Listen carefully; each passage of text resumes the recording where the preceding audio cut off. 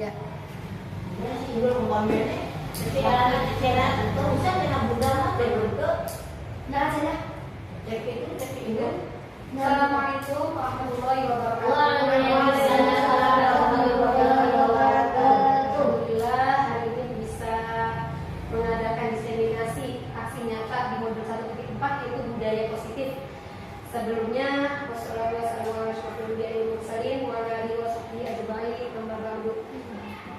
Semuanya alhamdulillah sehat dan yang terhormat kepada kepala sekolah dan seluruh guru di SD 1 Banjarwangunan, semoga dalam keadaan sehat semuanya. Amin. Hari ini ada tugas dari pendidikan guru penggerak, yaitu di modul 1.4 untuk mensosialisasikan, istilah terkenalnya itu adalah mensosialisasikan bagaimana budaya positif.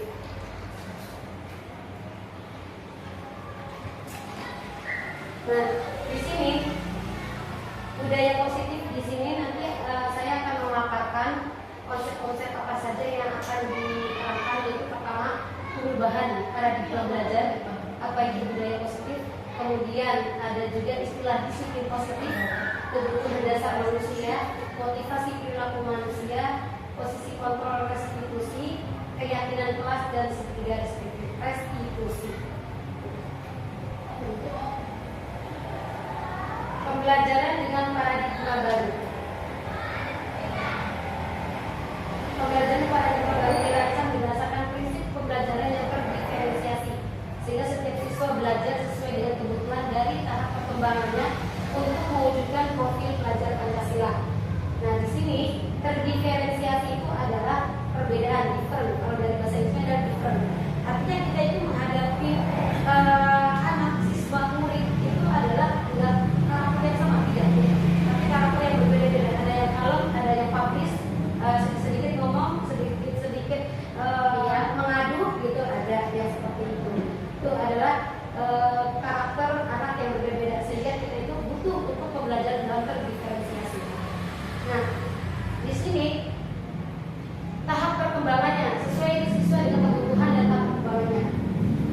Itu adalah terdiferensi dengan pembawaan karakter masing-masing anak. Kemudian itu mewujudkan profil pelajar Pancasila. Nah, di sini itu yang lagi digentar-gentarkan dalam kurikulum merdeka itu adalah profil pelajar Pancasila. Salah satunya itu adalah berakhlak mulia, iman dan takwa, dan akhlak mulia yang salah satunya itu sudah dikepasnya dalam profil pelajar Pancasila. Jadi kayaknya kelihatan agama tidak tercantum, tapi padahal di dalamnya itu sudah tercantum. Nah, kemudian berwawasan global, berbhinneka tunggal ika. Nah, itu juga salah satu profil pelajar Pancasila. Bagaimana kita asal muasal kita Indonesia apa, budaya Indonesia tidak dihilangkan. Makanya untuk profil pelajar Pancasilanya adalah mengedepankan karakter Pancasila kita yang sebagai warga Indonesia. Nah, lanjut. Nah, di sini untuk penjelasan lebih jelasnya, profil pelajar Pancasila itu adalah yang lebih jelasnya akhlak beragama, akhlak berbudi, akhlak kepada manusia, akhlak kepada alam, dan akhlak kepada bernegara.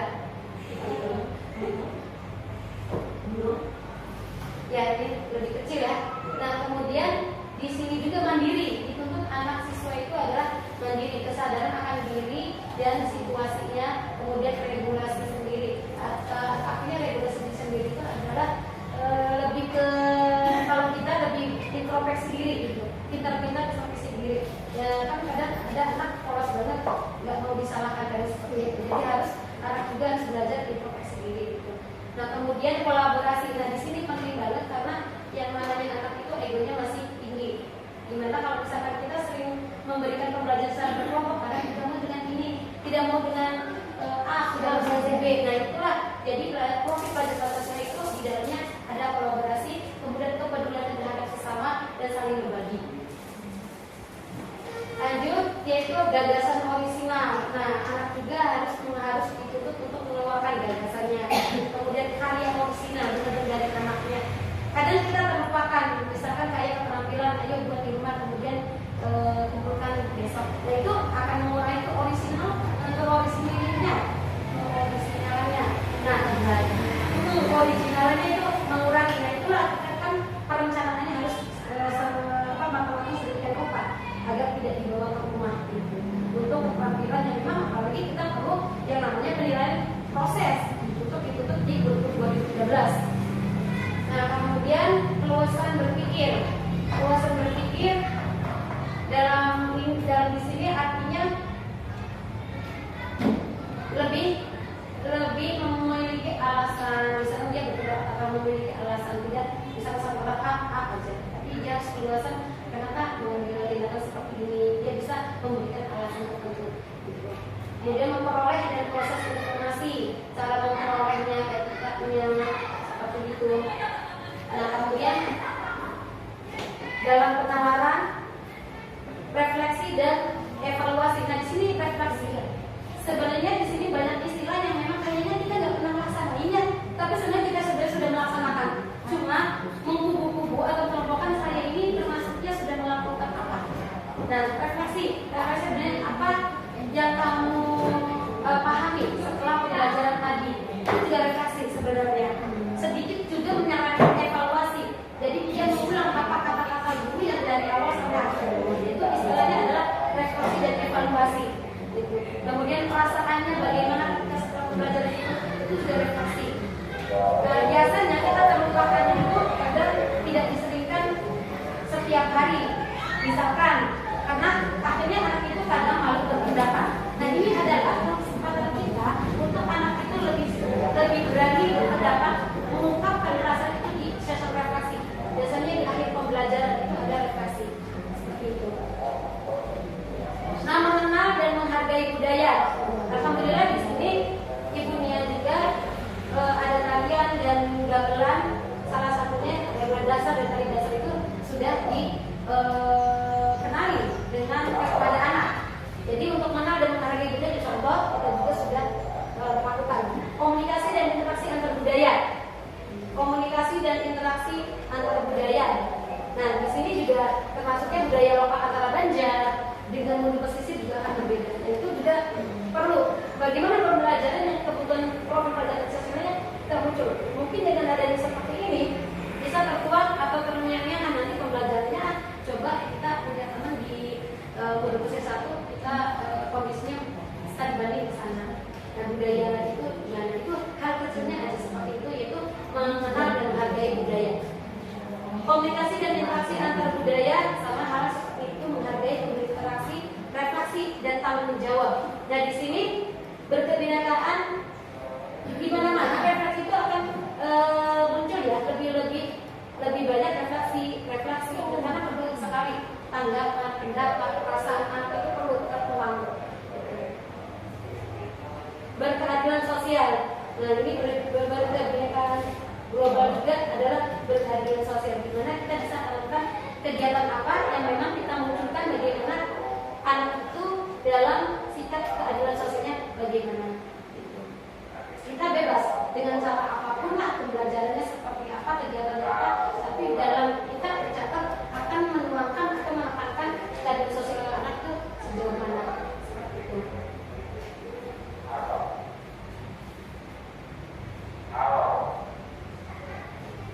Disiplin positif. Tadi yang kedua ya.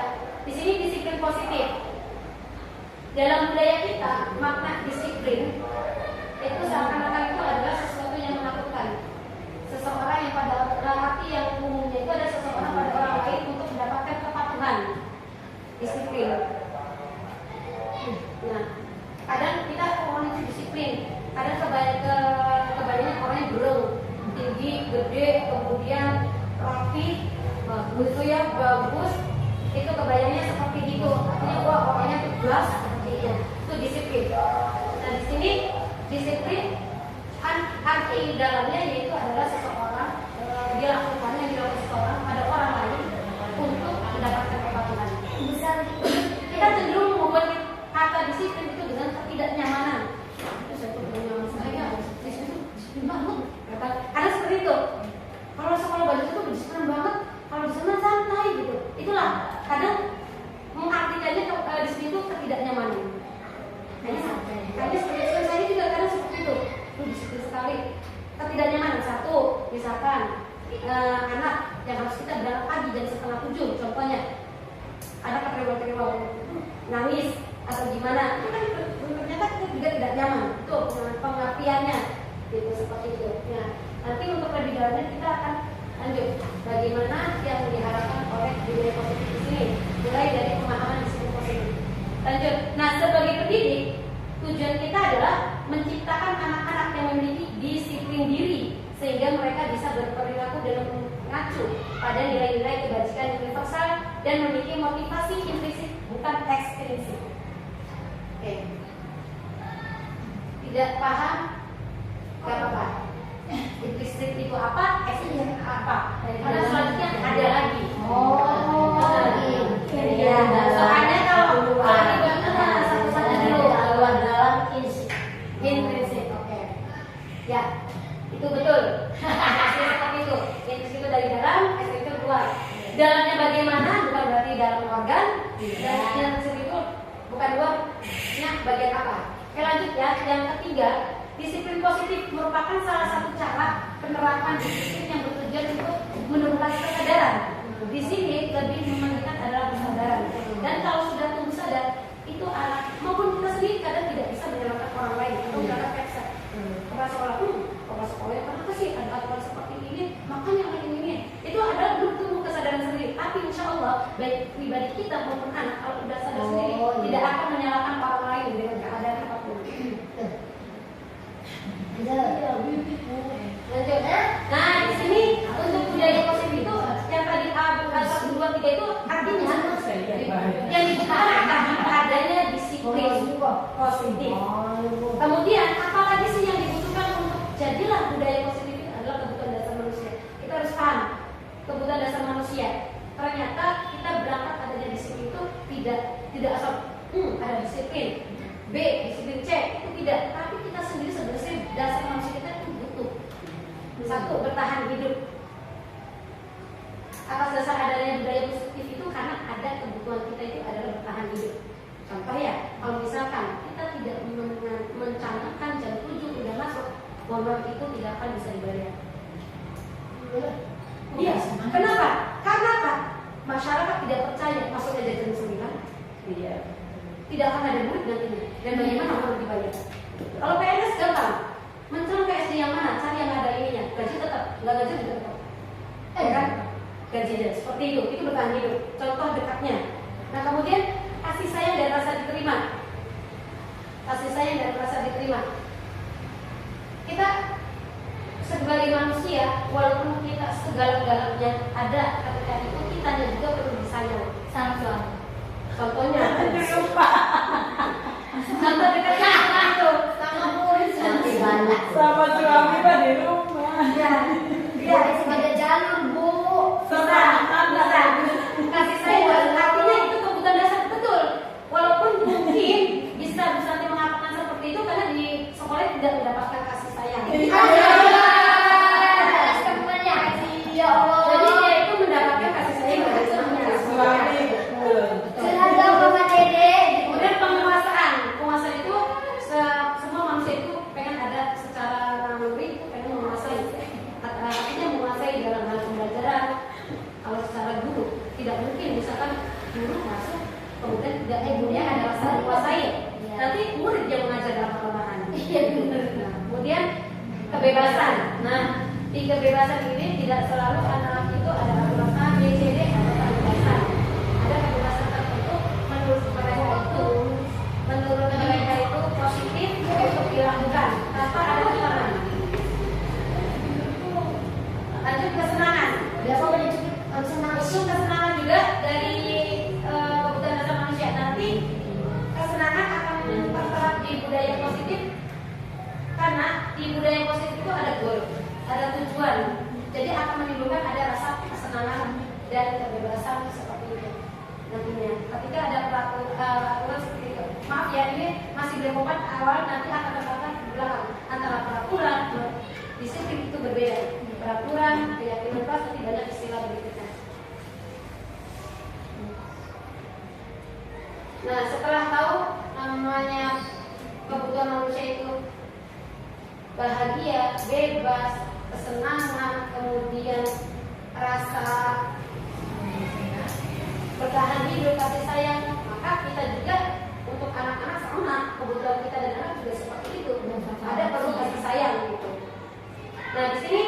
Motivasi, perlu adanya motivasi untuk terapkannya budaya positif. Motivasi perilaku manusia. Motivasi merupakan dorongan yang timbul pada diri seseorang yang secara sadar atau tidak sadar untuk melakukan suatu tindakan dengan tujuan tertentu, menghindari ketidaknyamanan dan hukuman. Tindakannya ada yang menghindari ketidaknyamanan, terdorongnya saya menghindari ketidaknyamanan, akhirnya termotivasi untuk melakukan misalkan. Murid melakukan disiplin diri karena dia takut dihukum. Ini merupakan motivasi ekstrinsik. Nah, dari luar, pengaruh dari luar. Tadi barangkali intrinsik dan ekstrinsik tidak paham. Di sini ekstrinsik itu adalah pengaruh dari luar, dari orang lain, dari teman, dari lingkungannya. Gitu. Nah, kemudian mendapatkan tujuannya, motivasi itu bisa timbul dari karena mendapatkan imbalan atau penghargaan dari orang lain. Murid melakukan disiplin diri karena dia ingin mendapat imbalan. Ini merupakan juga motivasi ekstrinsik. Itu kebanyakan dan secara dasar memang sudah banyak anak seperti ini. Nah, yang kita inginkan dan kita harapkan itu adalah yang ketiga, motivasi yang karena motivasi muncul karena ada menghargai nilai-nilai kebajikan sendiri. Ya, murid melakukan disiplin diri karena sadar akan nilai kebajikan dirinya. Ini merupakan motivasi intrinsik. Artinya dia mau melakukan ketika dia tepat pada waktunya, dia lebih menghargai disiplin untuk tepat waktu karena tahu alasannya kebaikan dari pribadi diri sendirinya. Bahwa kalau misalnya tepat waktu ya nanti dia juga akan mendapatkan pelajaran dari awal, gitu. Tidak ada yang tertinggal, gitu. Oke, saja. Konsep disiplin dengan identitas gagal. Inilah kalau dikelompokkan dengan hukuman dan penghargaan. Sebelum lanjut, briefing aja dulu ya. Kalau misalkan saya tangannya kanan, dan benar satu kanan, yes. Kalau kiri, oke. 1, 2, 3. SDN benar satu, yes. Yes. Yes. SDN, yes. Ya, tepuk tangan. Lanjut. Berarti yang tadi ketiga itu, yang dua itu dikelompokkannya adalah gagal. Termasuknya adalah gagal. Karena hukuman akan melakukan anak itu menyakitkan, tidak nyaman, murid takut, memaksa, murid menyembunyikan kesalahan, murid menjadi rendah diri. Betul itu. Kemudian, kemudian penghargaan. Karena kita tidak sadar, karena lebih mudah ada penghargaan. Tidak efektif, merusak hubungan atau sifat diri, mematikan kreativitas, memukul dengan sistem ranking, merampas hak menghargai dirinya. Jadi karena ada menghargai eksternalnya, tidak menghargai dirinya. Bahwa dia itu kalau misalkan bukan penghargaan, ketika dia goal misalkan tepat waktu, itu akan terasa beda rasanya, akan terasa menghargai diri. Oke, saya itu bisa tampil ternyata. Gitu. Dan saya itu ternyata lebih senang, oh gurunya lebih senang, lebih suka sama saya, seperti itu. Tapi kalau ketika penghargaan yang diberikan udah sebatas mendapatkan penghargaan, misalkan mendapatkan buku baru dari gurunya karena tepat waktu, atau misalkan ya sebatas dapat buku saja. Tapi terlupakan bahwa kelebihan pribadi dia, usaha dia ketika bisa melakukan dia.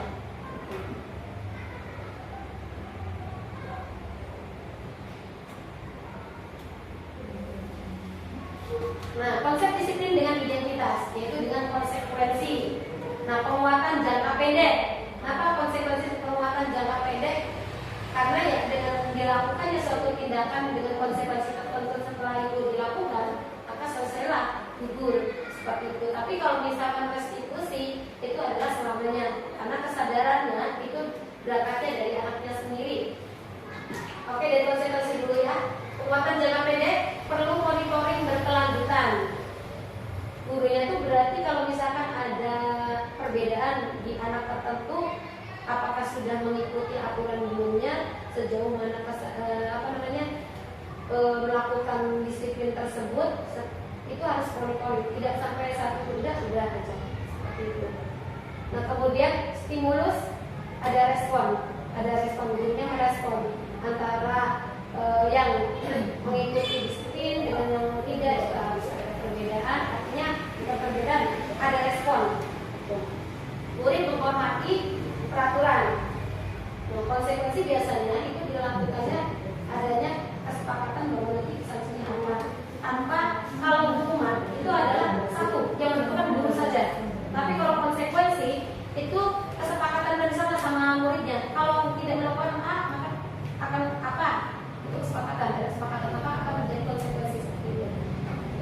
waktu untuk merenungi kesalahan. Kenapa? Nggak panjang waktunya, ketika sudah merasa bosan, udahlah, udah selesai, salah saya sudah selesai. Seperti itu. Tapi kalau buat restitusi itu bertanggung jawab untuk perilakunya. Jadi dia menjawab kalau misalkan melakukan kesalahan seperti ini, silakan dipancing anaknya. Kira-kira apa ya untuk memperbaiki kesalahan kamu? Misalkan, oh iya Bu, saya berarti tidak boleh tidur jam 10 masih ini jam 9 atau jam 8. Itu dia sendiri yang memberikan solusi, bukan memberikan hukumannya apa, tapi memberikan solusi sendiri, munculnya dari murid sendiri. Nah, kemudian fokus pada pemecahan masalah jangka panjang. Akhirnya kan akan menjadi budaya, artinya membudaya. Gimana arti kata membudaya itu? Ya selamanya akan terpatri dalam perilaku dianya lebih positif. Murid menghormati dirinya dan orang lain. Teori menghormati diri dan orang lain, kalau misalnya contoh ketika dapat hukuman akan dendam anak itu. Coba saya juga akan mencari kesalahan orang lain. Orang lain kok itu biasanya. Tapi ketika misalkan pakai restitusi, itu tidak kelihatan memberikan hukuman, tapi berkelanjutan sambil memberikan tanggung jawab anak itu sederhana dengan memberikan solusi kunci dari diri sendiri. Seperti itu. Kemudian teori kontrol, intinya memegang kontrol, anaknya sendiri yang memegang kontrol dengan pantauan hidupnya. Murid bersemangat memperbaiki kesalahan. Semangat karena dihargai oleh gurunya dan tidak dipermalukan oleh teman yang lain. Konsep disiplin pendekatan restitusi, sebuah cara menanamkan disiplin positif pada murid. Pengertian restitusi. Nah, di sini yang ditekankannya adalah restitusi karena kita tapi nanti dulu. Kira-kira akan sulit tidak setelah itu kelihatan bayangan dan tujuan dan akibat dari perilaku restitusi kalau kita melakukan cara peneguran ke anaknya dengan restitusi, kira-kira sulit nggak bayangannya? Sebelum ke lanjutnya, saya tanya ke rekan-rekan restitusi tadi ketika pemaparan seperti ini. Kira-kira kalau misalkan melaksanakan seperti ini tuh berat tidak, kemudian sulit tidak, seperti itu. Sampai sini deh, ada pertanyaan? Lebih ini ada pertanyaan?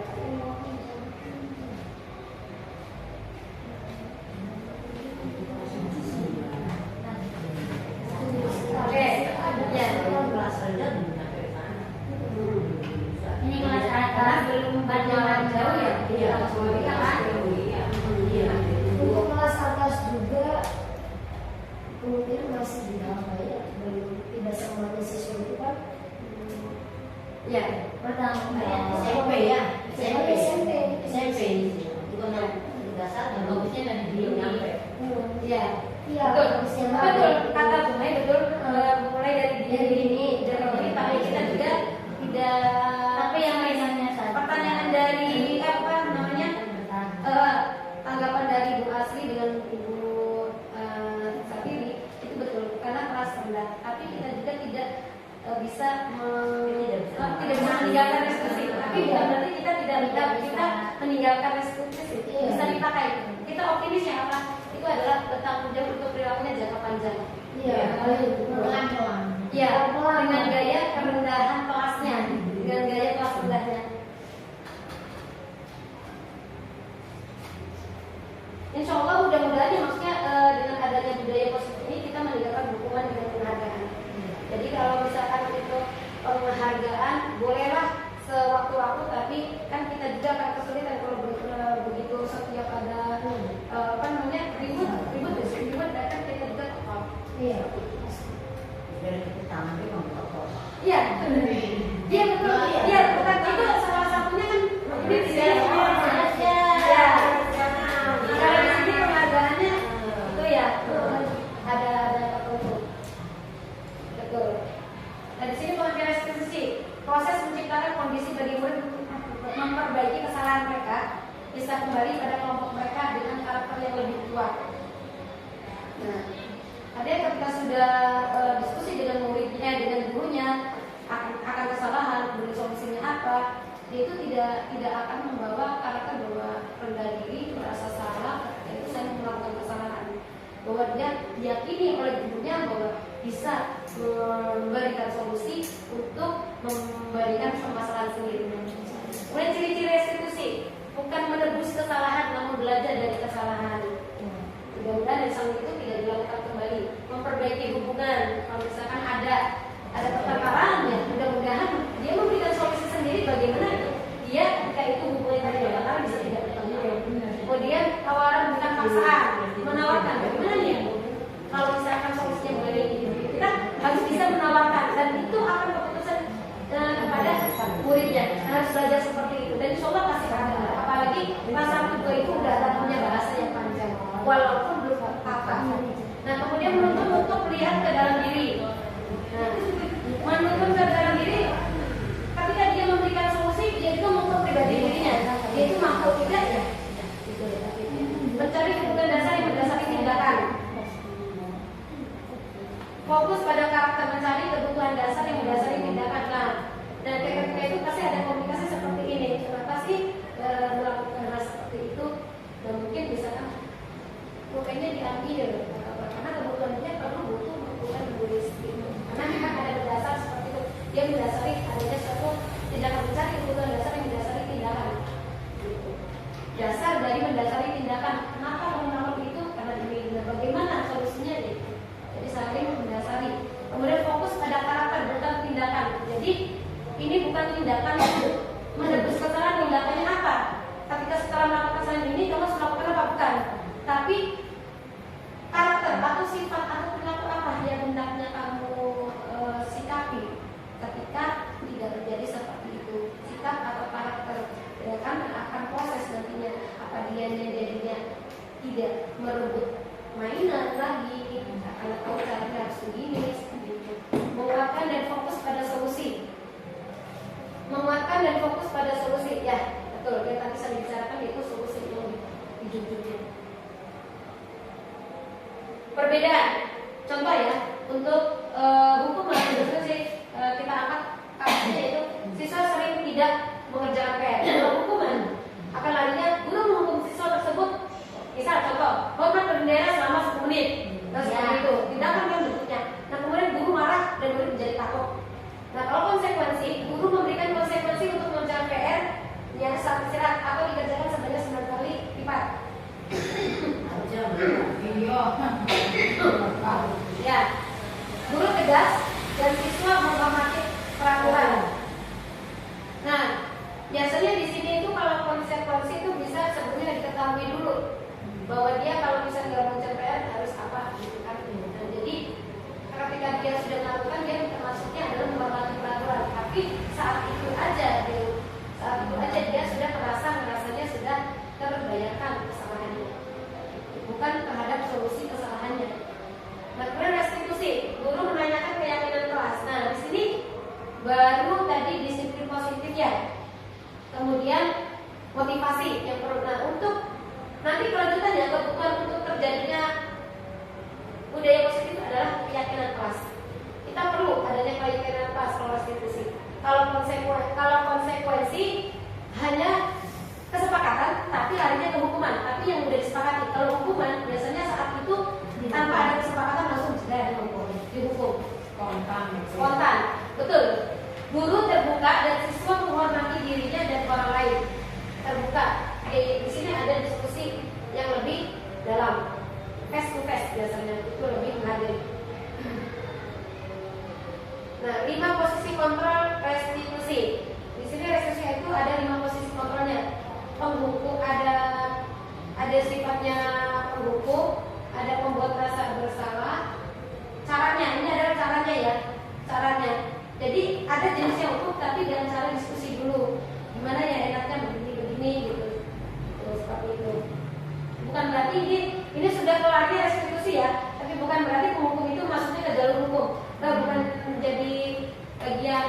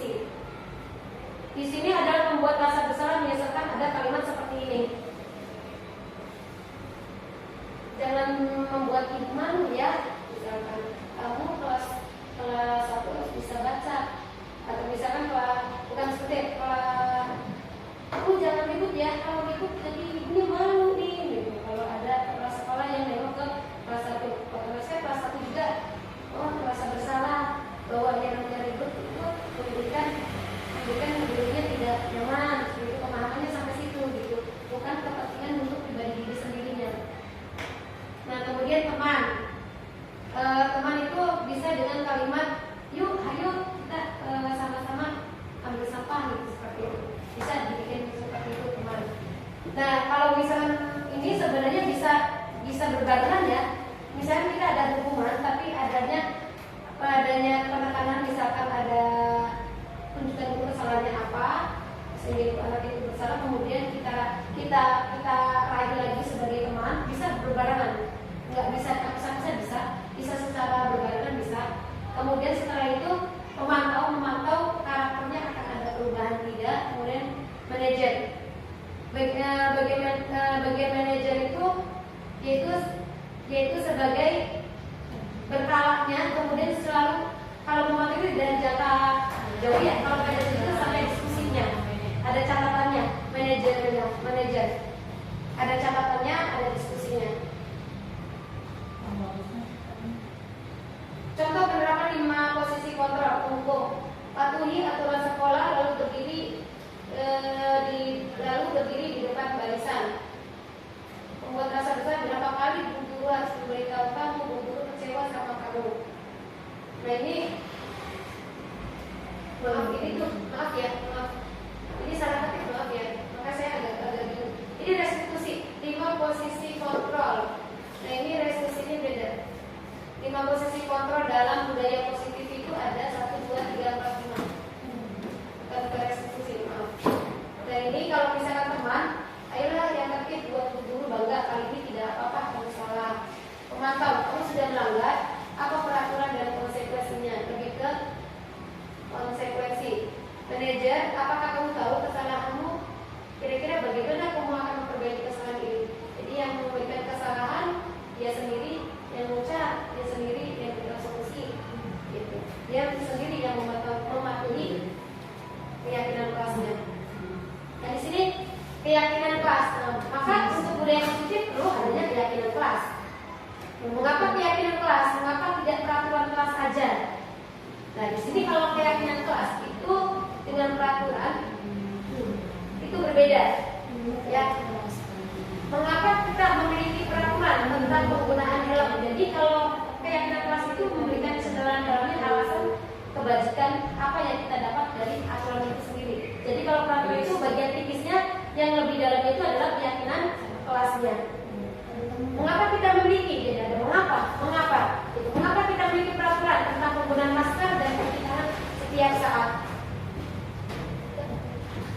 Nah di sini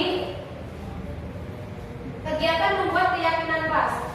Awalnya berdiskusi tentang peraturan, mengirim ke anak apa yang ingin kamu harapkan dari dalam kelas ini. Maka kan adanya perlunya peraturan-peraturan. Kemudian peraturan-peraturan itu kamu tulis. Nah kemudian kita pilih. Nah di sini dikembalikan, karena dibagi kertas, kemudian kayak voting. Apa peraturan apa yang kamu inginkan untuk kebaikan kelas ini? Nah kemudian setelah mendapatkan itu baru menempelkan hal-hal yang memang jadi kesepakatan atau suara terbesar. Biasanya itu yang saya udah praktekkan itu munculnya ada beberapa kali. Ternyata ya itulah yang sering, misalkan baju dimasukkan ke celana, ke rok dan memakai sabuk. Ada beberapa orang yang dikumpulkan ambil satu aja gitu peraturannya. Dan itu berarti ada kesepakatan waktu 1, 2, 3 yang sama termasuknya. Nah kemudian kenapa sih didiskusikan dulu? Ketika itu jangan acung-acungan diskusikan kenapa kamu mengambil seperti ini gitu. Disepakati dengan kelas, kemudian keseragaman, kerapihan, adanya iya seperti itu. Nah tidak perlu banyak yang namanya keyakinan kelas itu, tidak perlu banyak gitu. Cukup berapa itu? Ya sekitar minimal itu 8 atau 6 keyakinan kelas. Menerapkan keyakinan di kelas sehingga sewaktu-waktu setiap hari tahu sadar diri keyakinan kelas yang kita buat itu ini A, B, C, D, E, F. Nah, bagaimana pembentukan keyakinan kelas? Nah, lebih abstrak dari peraturan, Nah, sebenarnya sih ini bukan ke, misalkan kita memasukkan ini bukan keyakinan kelas itu yang di dalam peraturan itu, isi dari dalam peraturan itu yang kita hendak itu keyakinan kelas. Gitu. Misalkan memakai baju dimasukkan adalah keseragaman, tujuannya keseragaman.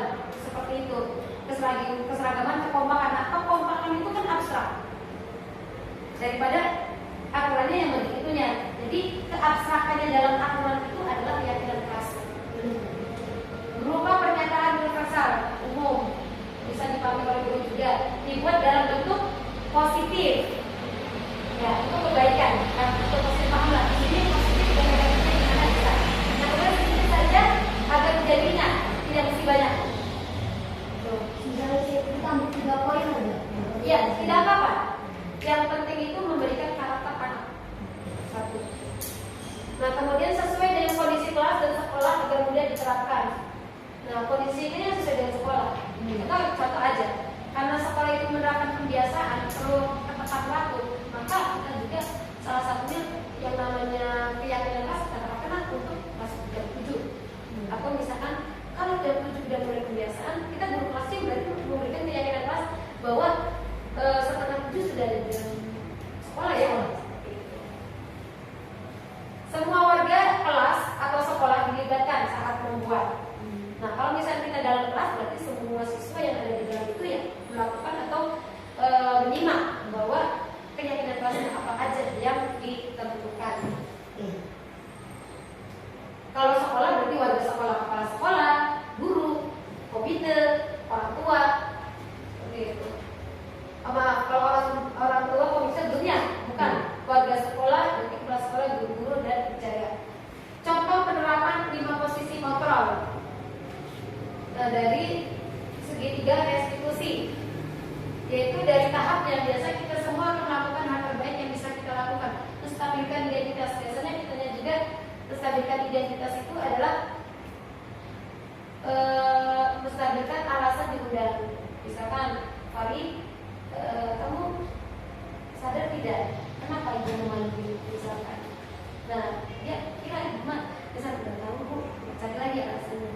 Kita nanya pancing, ketika dia muncul sendiri, ya bu, saya salah karena saya rambut saya gondrong, belum dicukur, gitu.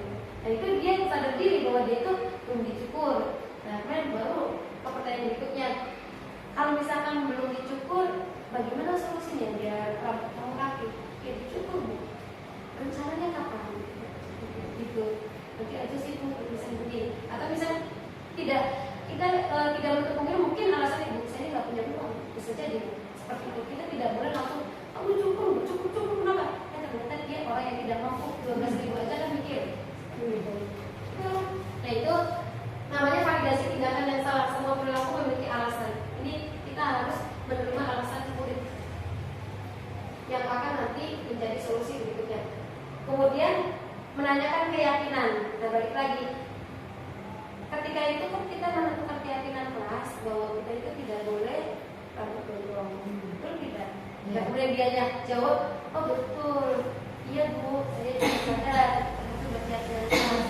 Oke, berarti kan sudah menandakan dan meyakini betul adanya suatu tindakan yang memang sudah ada masuk keyakinan kelas.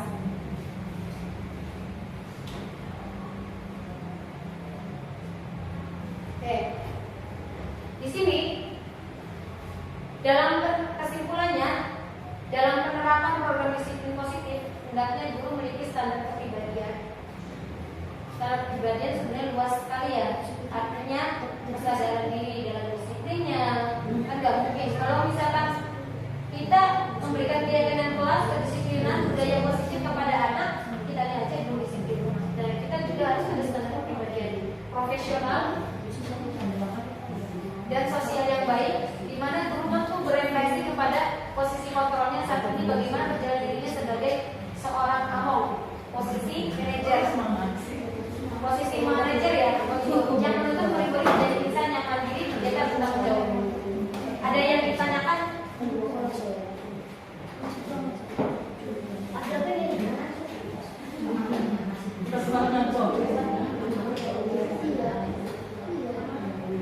Ada yang ditanyakan? Mengangkat Ibu Vivi, Ibu menanyakan.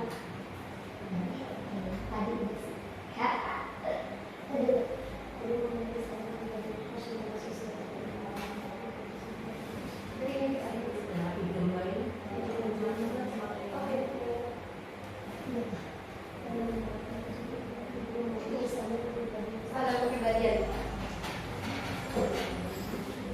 Saya yakin ya, untuk pribadi itu pasti sudah baik, tapi kadang kan naik turun seperti itu. Kalau sudah menghadapi dunia seperti itu, sebenarnya kan semua manusia berbeda karakter. Ya, ya. Jadi sebagai kejutan kita juga kan tidak mesti saat itu benar. Ketika hari ini kita benar, lebih benar posisinya gurunya. Nah untuk besok ternyata sayanya yang benar. Nah itu sebagai kejutan.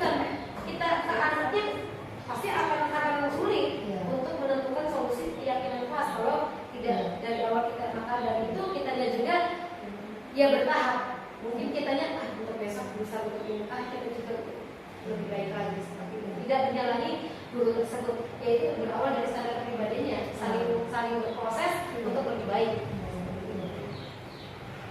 Intinya saling memproses diri gitu ya. Iya, iya. Jadi kemudian juga sama berarti ya. Sama. Mempunyai kenyamanan. Ingat paling utama saya titipkan itu adalah yang namanya hubungan manusia itu adalah kenyamanan, kebahagiaan, kemudian ya intinya rasa aman. Jangan sampai ke murid itu adalah tidak memberikan kenyamanan. Jangan membeda-bedakan walaupun yang murid istilahnya ada murid kesayangan atau Ya, betul. Maka ini profesional di sini. Profesionalnya ya. Kalau tidak ada pertanyaan, oke, terima kasih. Mohon ya. Enggak, 45 menit. Oh iya. Barangkali ada tanggapan, pengalaman seperti apa gitu. Ya, pengalaman ya pengalaman untuk menghadapi Anda. Setelah kami mendengar penjelasan dari mereka,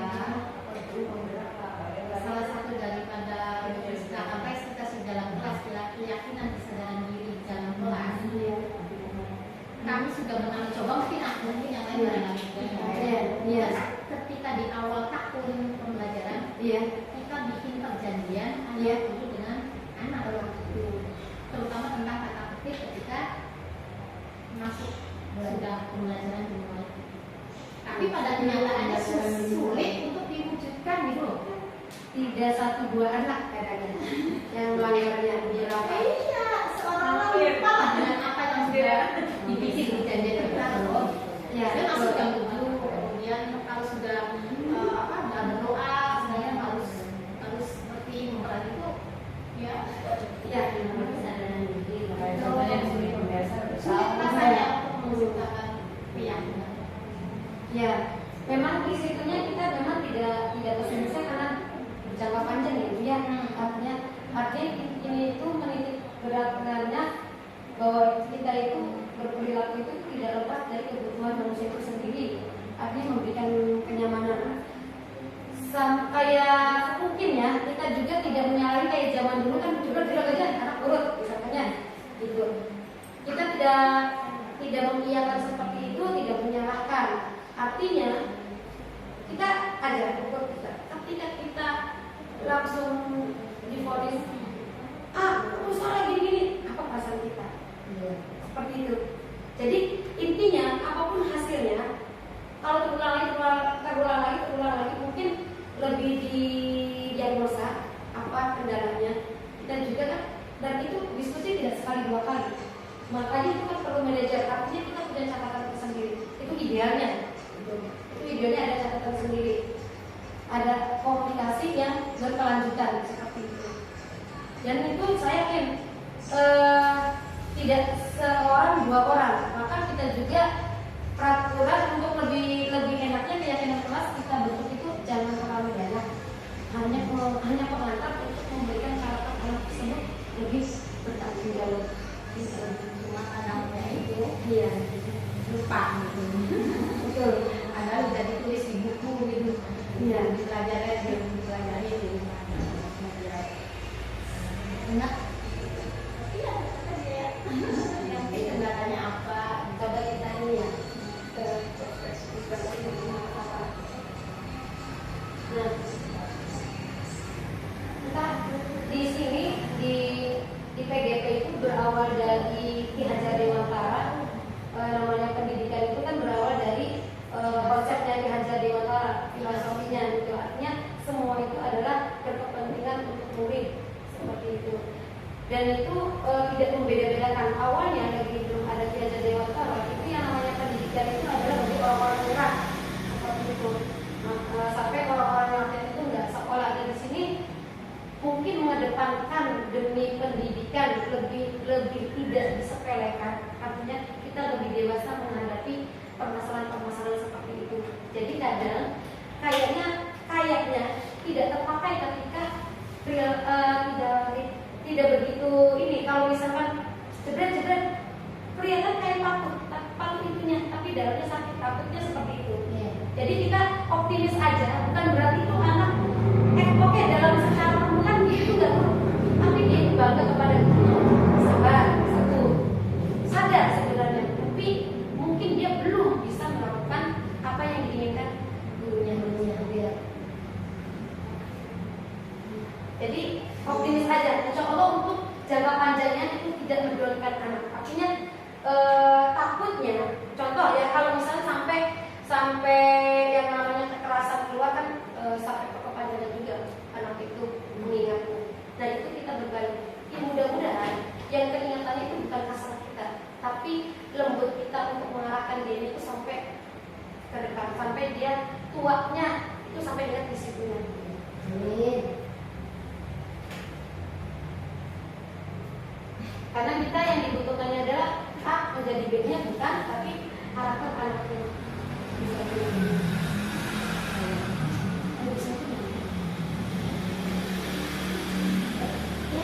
Oke, kalau tidak ada, ya terima kasih. Mohon maaf kalau ada kekurangan atau salah kata ya. Dari kesempatan ibu beberapa guru di sini juga, alhamdulillah saya terbantu sekali untuk melaksanakan tugas ini. Sudah lama merancang kan, cuma nggak bisa karena kita prosesnya merger. Ya terima kasih. Wassalamualaikum warahmatullahi wabarakatuh.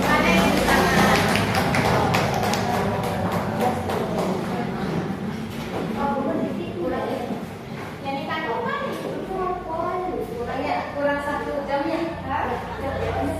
Yang setelah melaksanakan. Iya, saya setengah 12 ya. Tadi kan sampai 50 menit. 50 menit. 50 menit. 48 tadi kan Iya. kemarin.